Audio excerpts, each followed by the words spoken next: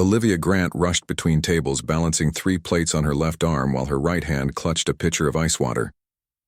The fancy chandeliers of Lunar Heights restaurant cast a golden glow over the white tablecloths and silver cutlery. It was Friday night, the busiest shift of the week, and her feet already hurt in the required black shoes. "Table 7 needs their check," Kate Murphy, the restaurant manager, said as she passed by. "And Mr. Blackwood's party just called. They're adding 10 more guests tonight." Olivia nodded. Everyone knew about Alan Blackwood's party. The tech billionaire had rented the entire back room for some big celebration. Rumors said his company had made a breakthrough with their space communication project. Not that it mattered to her. Rich people were always celebrating something. "Did you hear about the pianist?" whispered Ben, another server, as they both stood at the water station. "He called in sick. Kate's freaking out." Olivia focused on filling her pitcher. "Not our problem. Apparently Blackwood specifically requested live piano music for the evening. Something about impressing some government officials." The mention of piano made Olivia's fingers twitch slightly. She quickly steadied the pitcher before it spilled. 5. Years had passed since she last touched a piano. 5 years since she had fled the Galactic Conservatory after the Centauri War had shattered everything. The boarding school on Earth's orbital colony had been her home for 10 years. She had been a prodigy, the youngest student ever admitted to the advanced program. Professor Diane Wells had personally mentored her, teaching her to play pieces no human had mastered before. Then the war came, the attacks, the evacuation, and the truth about what the music really meant. "Olivia? Hello? Earth to Olivia?" Ben waved his hand in front of her face. She blinked. "Sorry, what did you say?" "I said Kate's asking all the staff if anyone can play piano. The party starts in an hour and she's desperate." "No," Olivia said firmly. "I don't play." Ben shrugged and walked away to deliver drinks to his section. Olivia returned to her tables, took orders, delivered food, and tried to ignore Kate's increasingly panicked face as she made call after call trying to find a replacement pianist. When the Blackwood party began arriving, everyone noticed. Men in expensive suits and women wearing jewelry that cost more than what Olivia earned in a year filled the private room. Security guards with earpieces stood discreetly near the entrances. Alan Blackwood himself arrived last. He didn't look like the richest man in New City. He wore a simple dark blue suit and had kind eyes behind his glasses. He smiled and thanked the staff as they took his coat. Olivia had served wealthy people before who treated servers like they were invisible. Blackwood seemed different. Kate intercepted Olivia as she carried a tray of champagne into the private room. "Please tell me you know how to play something, anything on piano," Kate begged, her voice desperate. "Even just simple background music. Mr. Blackwood's assistant keeps asking when the pianist will arrive." "I'm sorry, I don't. I'll pay you double for tonight. Triple. And you can have the weekend off." Olivia looked into the room where Blackwood was greeting his guests. A beautiful grand piano sat in the corner, its lid open, waiting. Something pulled at her, a longing she had tried to bury. I used to play. A long time ago," Olivia admitted reluctantly. Kate's eyes lit up. "That's perfect. Please, Olivia, I'm begging you, just for tonight. I haven't played in years. Anything is better than nothing. Please." Olivia closed her eyes. The memory of the last time she had played flooded back, the evacuation sirens, the panic, the revelation about what her music could do. "If I do this," Olivia said slowly, "no one can know it's me. I'll play, but I don't want attention. I don't want questions. I'll be just another staff member who stepped in to help." Kate nodded eagerly. "Of course, whatever you want." "And I pick the music." "Absolutely." 30 minutes later, Olivia sat at the piano, her server's uniform exchanged for a simple black dress Kate had found in the Lost and Found. Her hair was pulled back, and she kept her head down as she positioned her fingers over the keys. She started with simple pieces, classical earth compositions that any decent pianist could play. Her fingers felt stiff at first, but muscle memory took over. As the party progressed, most guests paid little attention to the piano music in the background. Dinner was served. Speeches were made. Olivia continued playing, staying in the shadows, watching Alan Blackwood as he moved among his guests. Then she heard them. Two men in dark suits standing near the piano, speaking quietly. "The Vega signals increased again last night," one said. "The pattern is definitely mathematical.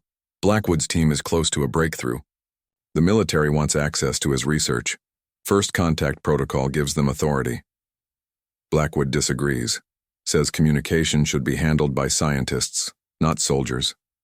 Olivia's fingers faltered slightly. Vega. Mathematical patterns. It couldn't be a coincidence. As the party reached its peak, with Blackwood preparing to make an announcement about his company's breakthrough, Olivia made a decision.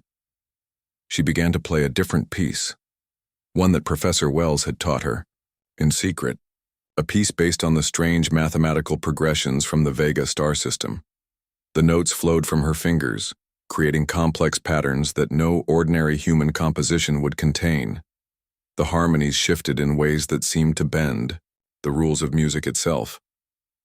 The room gradually grew quieter. Conversation stopped. All eyes turned toward the piano. Alan Blackwood froze mid-sentence in his conversation with a government official. He turned slowly toward the piano, his eyes widening. The mathematical sequences in the music were identical to the patterns his team had discovered in the signals from Vega. Patterns they had spent years trying to decode. Patterns that might be the key to humanity's first contact with an alien civilization. Olivia kept her head down, but she could feel Blackwood's stare. She finished the piece with a final chord that seemed to hang in the air. In the silence that followed, she stood quickly and slipped toward the staff exit. But before she could reach the door, she felt a hand on her arm. "Wait," Alan Blackwood said quietly. "Who are you? What was that piece you just played?" Olivia looked up and met his eyes. "Just a waitress filling in for your pianist." "That's not possible," he said. "Those mathematical sequences, they're identical to signal patterns we've received from the Vega system.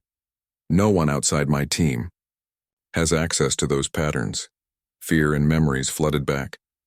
"I have to go." "Please," Blackwood said. "I need to know how you learned that piece." Olivia pulled away. "I can't do this.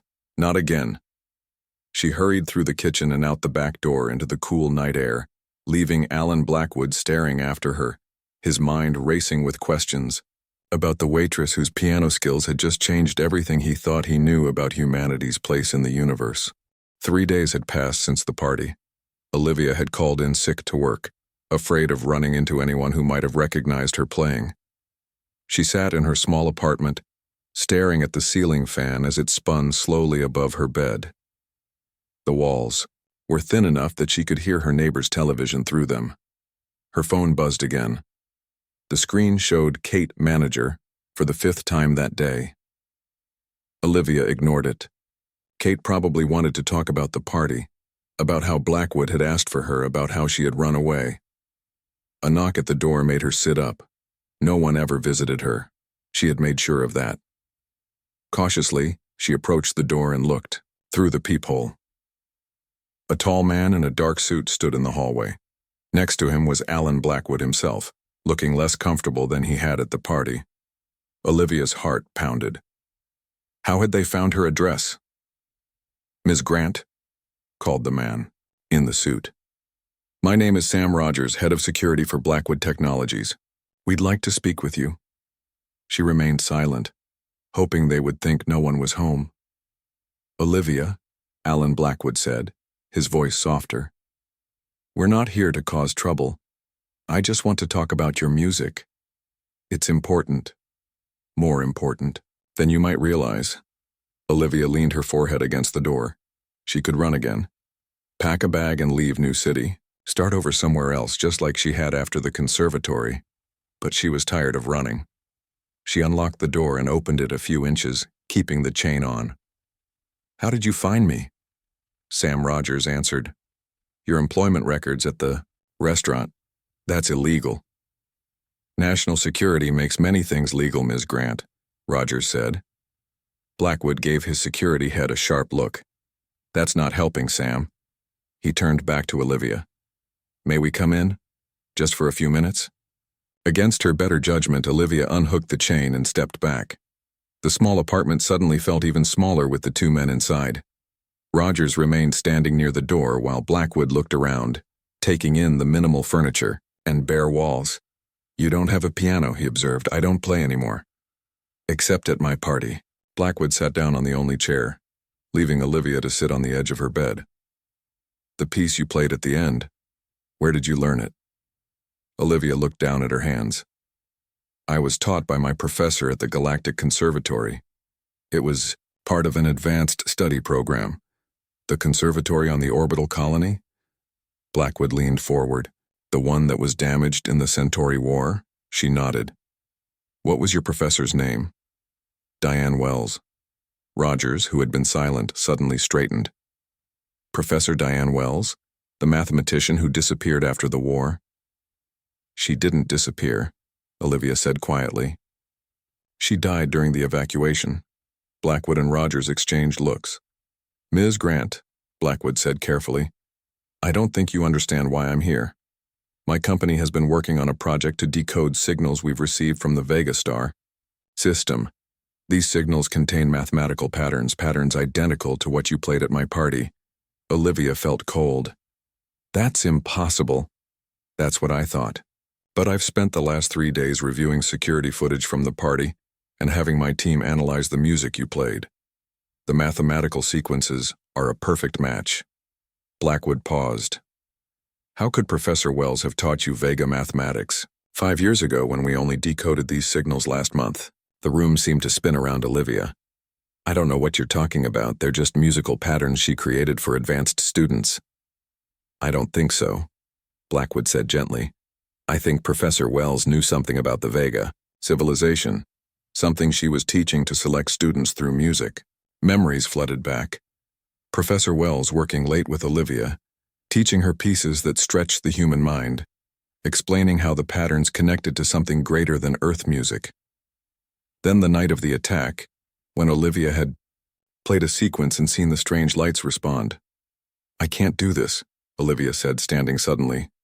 I left that life behind for a reason. Rogers stepped forward.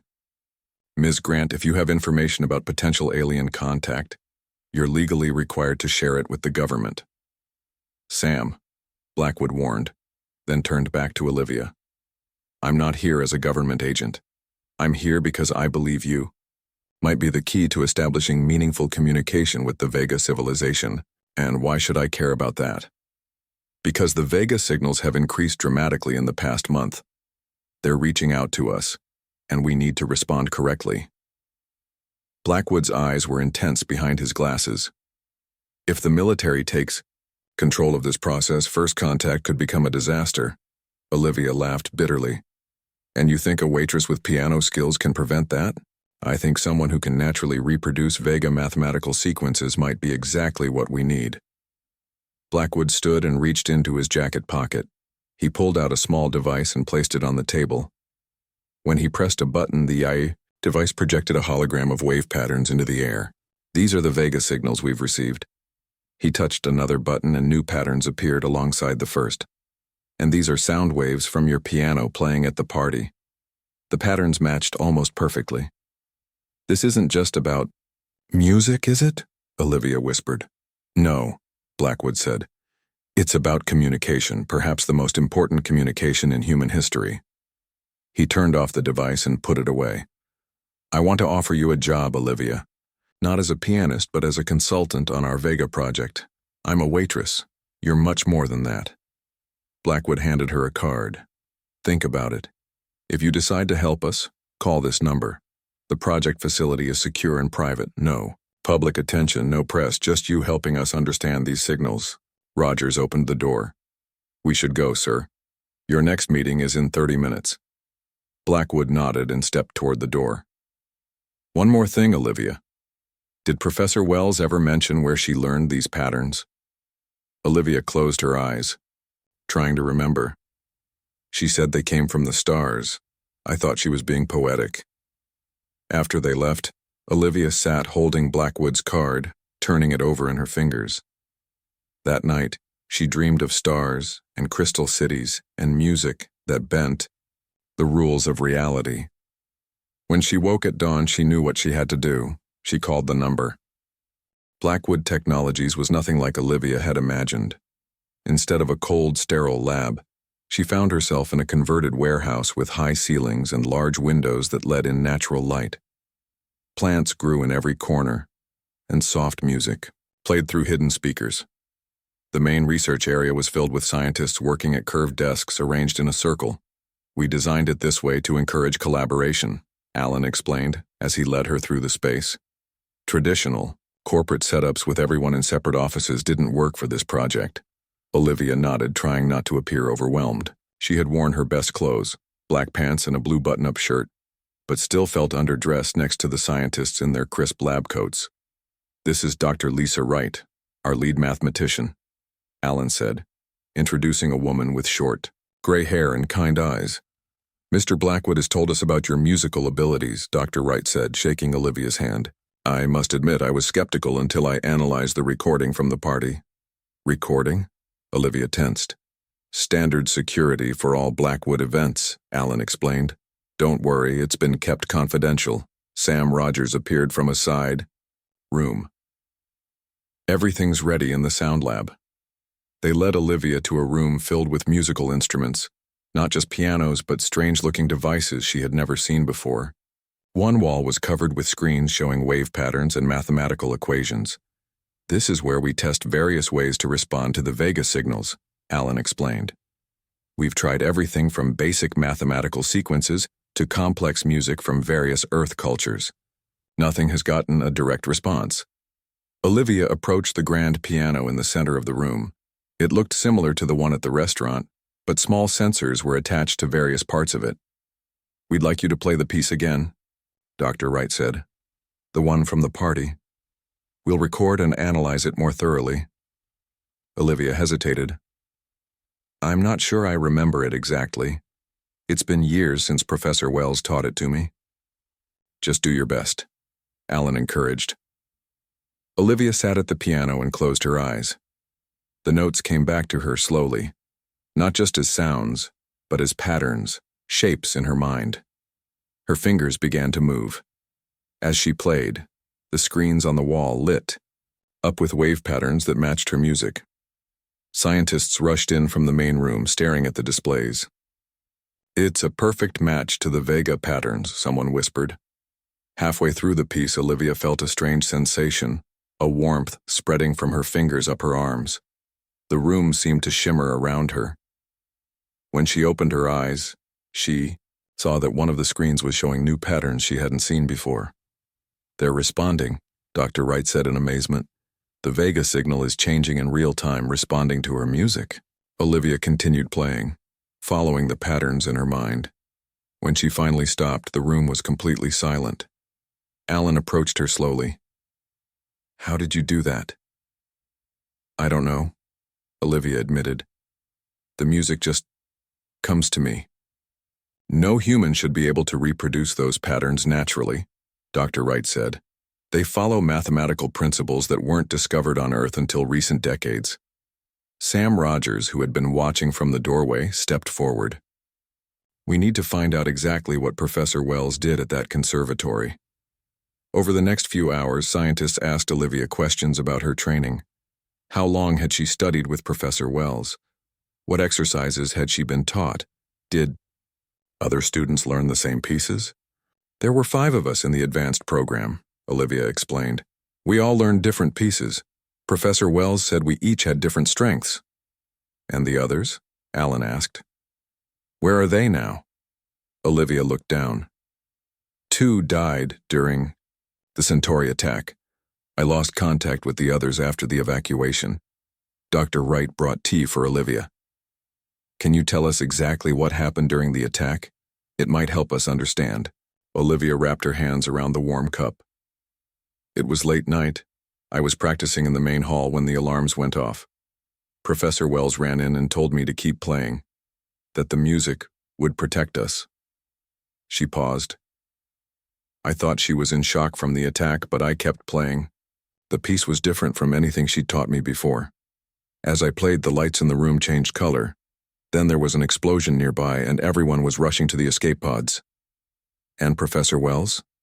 She stayed behind to help others. I never saw her again.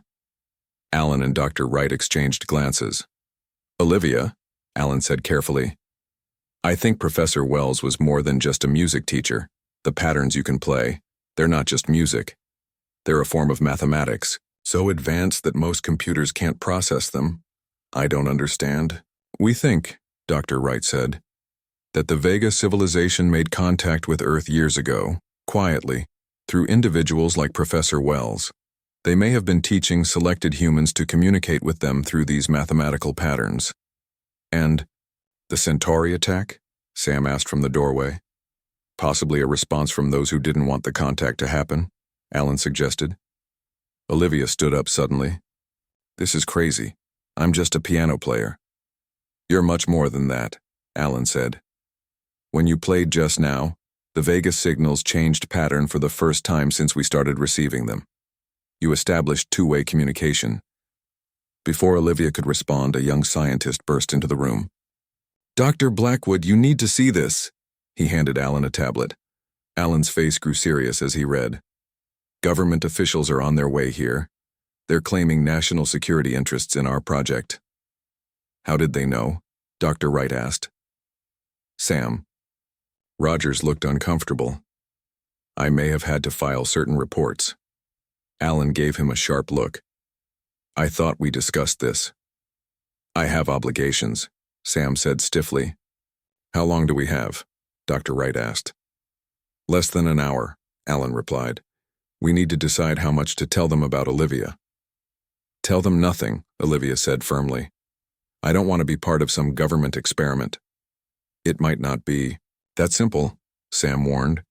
If they classify this as a national security matter, then we need to make progress before they arrive. Alan interrupted. He turned to Olivia. We have a theory. The Vega signals increased after you played at the party. What if they recognized you, or rather recognized the mathematical patterns you can create? What if they're trying to reach you specifically? Me? Why would aliens care about me? Because, Dr. Wright said gently, you can speak their language. The implications hit Olivia like a wave. The strange dreams she'd been having of crystal cities. The way the music formed patterns in her mind that seemed to come from somewhere else.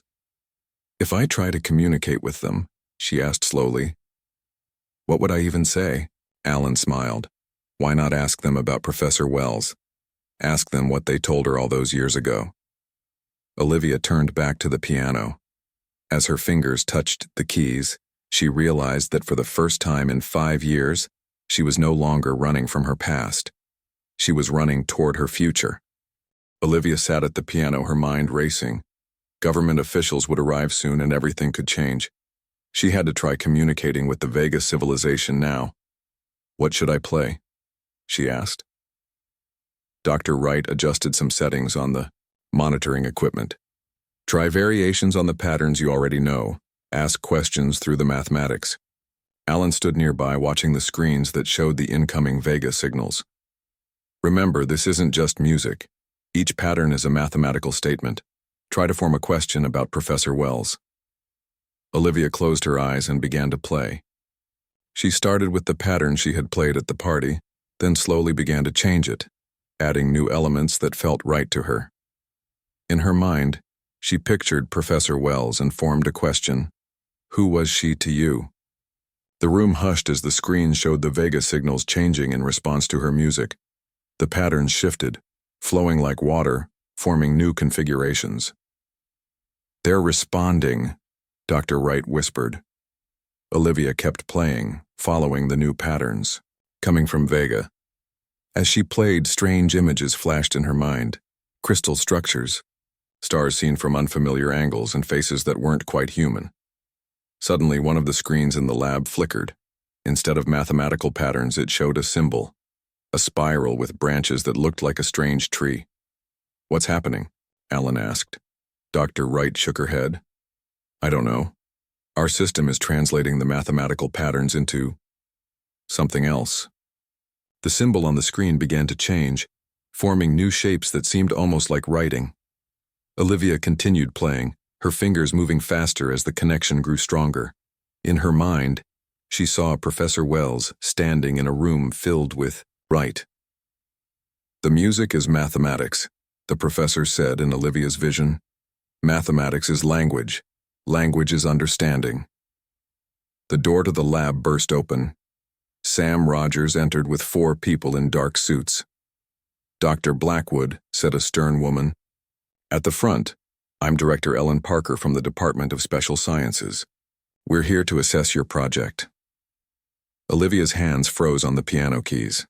The connection wavered, and the symbols on the screen began to fade. "Don't stop," Alan said urgently.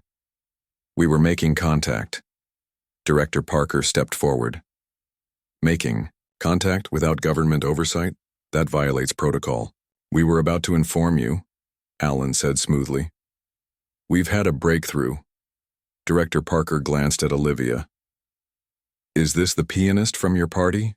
The waitress?" "This is Olivia Grant, a consultant on our project," Alan replied. Olivia felt the connection slipping away. The symbols on the screen had almost disappeared. Without thinking, she began to play again, trying to recapture the patterns. "Stop that immediately," Director Parker ordered. But Olivia kept playing. The music filled the room and the symbols reappeared on the screen stronger than before. "I said stop." Director Parker motioned to one of her agents. "Wait." Sam Rogers stepped between them. "Director, you need to see this." On the screen, the symbols had formed into clear patterns. A new image appeared, a 3-dimensional map of the solar system, with Earth highlighted. Then the view zoomed out, showing neighboring stars. A path lit up, connecting Earth to the Vega system. "They're showing us the way," Dr. Wright breathed. "Director." Parker stared at the screen. "How is she doing this?" "She's not doing it," Alan explained. "She's just the conduit. The Vega civilization is communicating through her music." Olivia continued playing, following the patterns that flowed through her mind. More images appeared on the screen, structures in space, ships unlike any human design, and beings made of light. Then the image changed to show Professor Wells. She appeared younger than Olivia remembered, sitting at a piano similar to the one Olivia now played. "Diane Wells," Director Parker whispered. "She disappeared 5 years ago." "She died in the Centauri attack," Olivia said, her fingers still moving across the keys. "No," said Director Parker. "She vanished 3 days before the attack. We've been looking for her ever since." The image on the screen changed again, showing Professor Wells working with 5 young students, Olivia among them. Then it showed a close-up of each student's brain, with certain areas glowing. "What are we seeing?" Alan asked. Dr. Wright studied the images. "It looks like neural pathways, specialized development in the mathematical processing centers." "They changed us," Olivia said quietly, still playing. "Professor Wells was helping them change our brains." "For what purpose?" Director Parker demanded. The image shifted again, showing Earth surrounded by threatening shapes. Then it showed the 5 students, each playing different instruments, creating a barrier of mathematical patterns that protected the planet. "They were preparing defenses," Sam said. "The Centauri attack wasn't from Centauri at all," Alan finished. "It was aimed at stopping this project, at stopping these students." Olivia's hands began to tremble. The music faltered as memories flooded back. The night of the attack, the explosions, Professor Wells rushing students to escape pods. "Keep playing," Alan urged. "Ask them what happened to Professor Wells." Olivia steadied herself and changed the pattern, forming the question in her mind. The screen flickered and a new image appeared. Professor Wells in a strange room filled with crystal structures, working with beings made of light. "She's with them," Olivia whispered. "She's alive." Director Parker stepped closer to the screen. "Is this happening now? Where is this place?" The image zoomed out to show a space station orbiting a distant planet. Coordinates appeared below the image, Those aren't coordinates for the Vega system, Dr. Wright said, checking her tablet. They're in our solar system, near Neptune.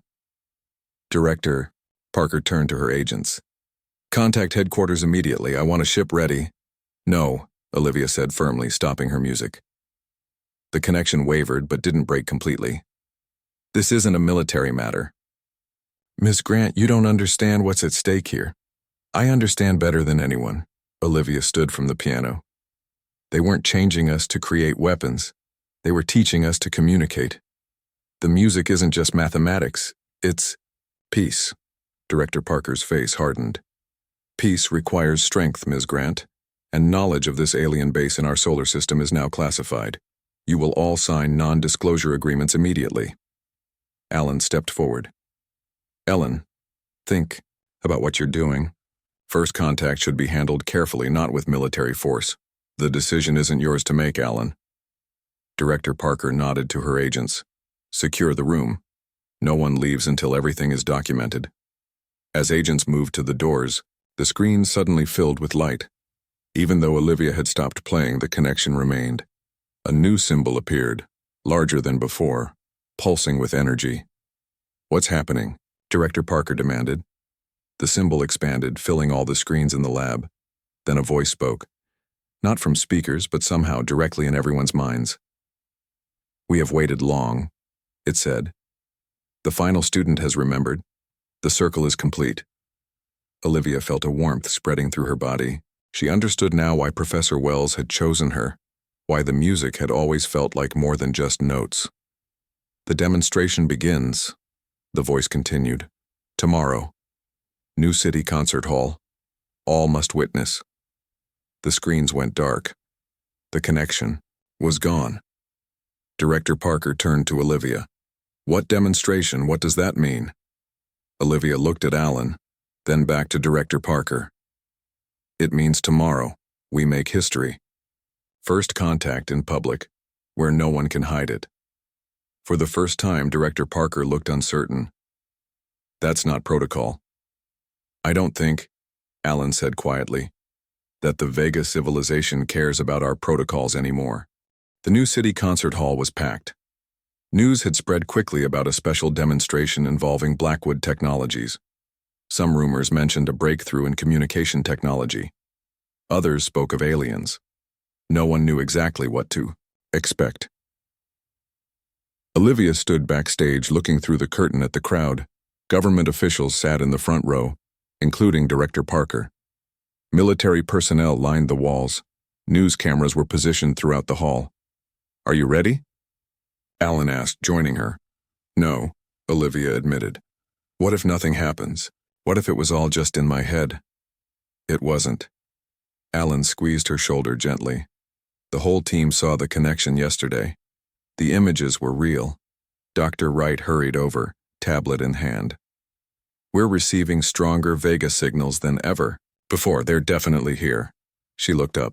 Whatever here means for them. Olivia took a deep breath. After a sleepless night at Blackwood's secure facility, she still wasn't sure what would happen today. The voice had said demonstration, but what did that mean? Would the Vega beings appear?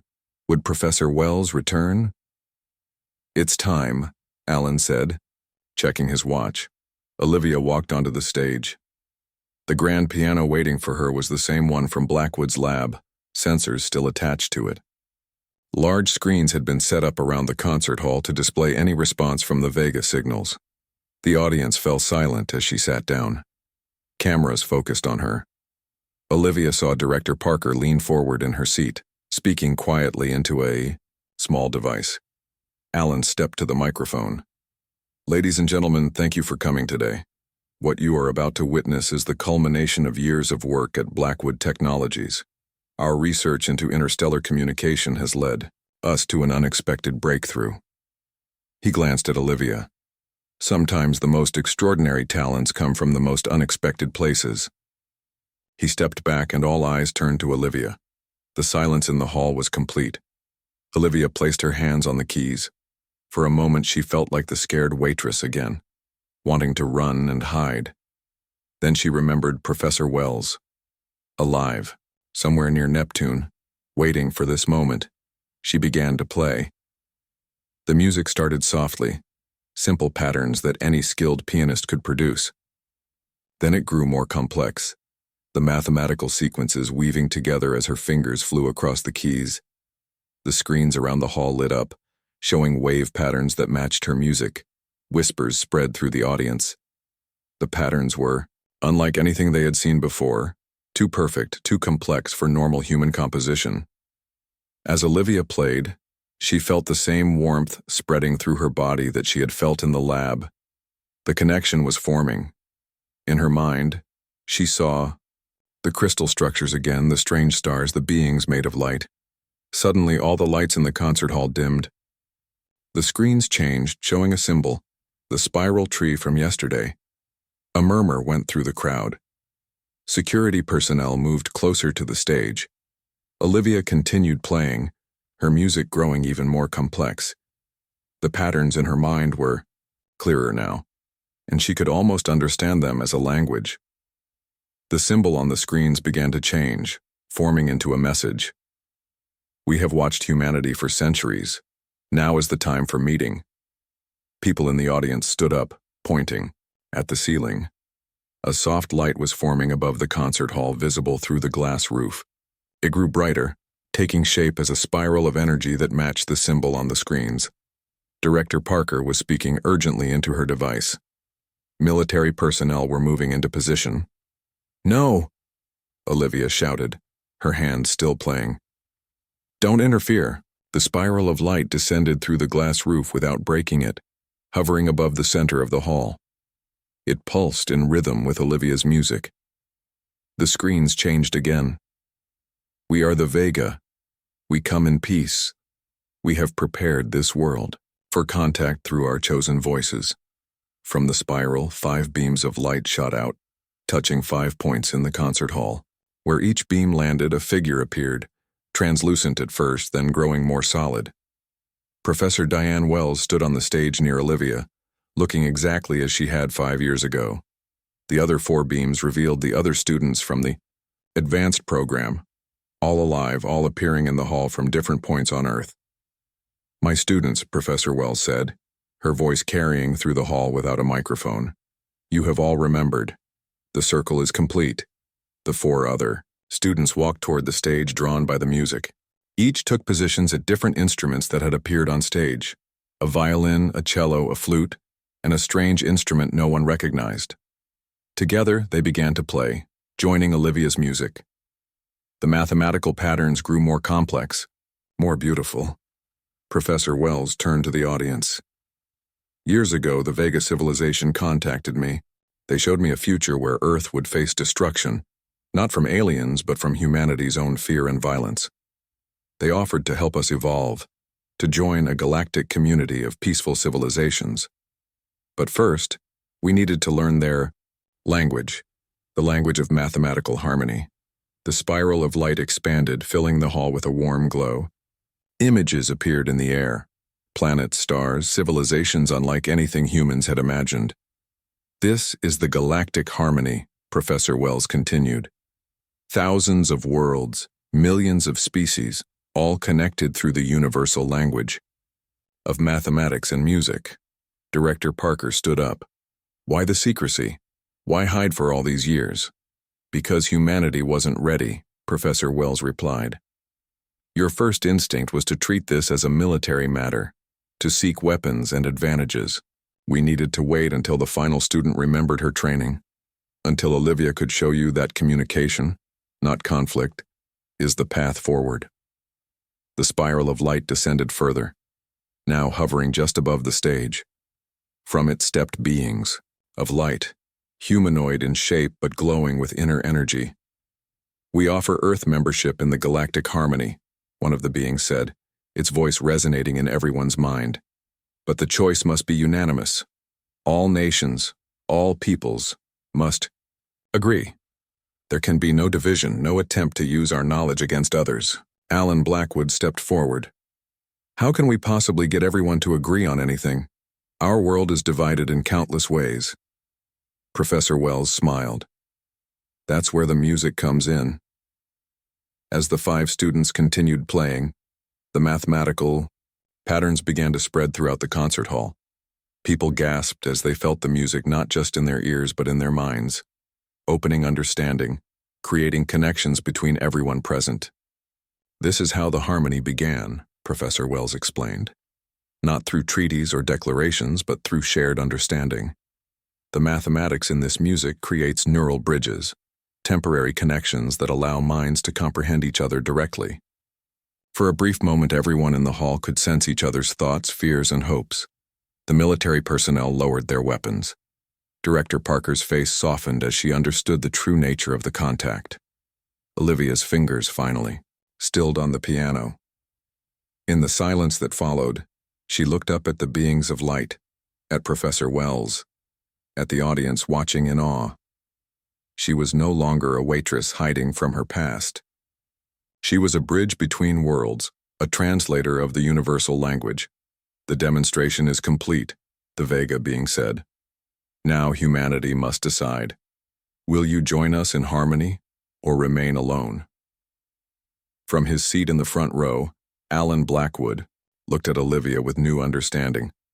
The waitress whose piano skills had shocked him at a simple party had just changed the course of human history forever.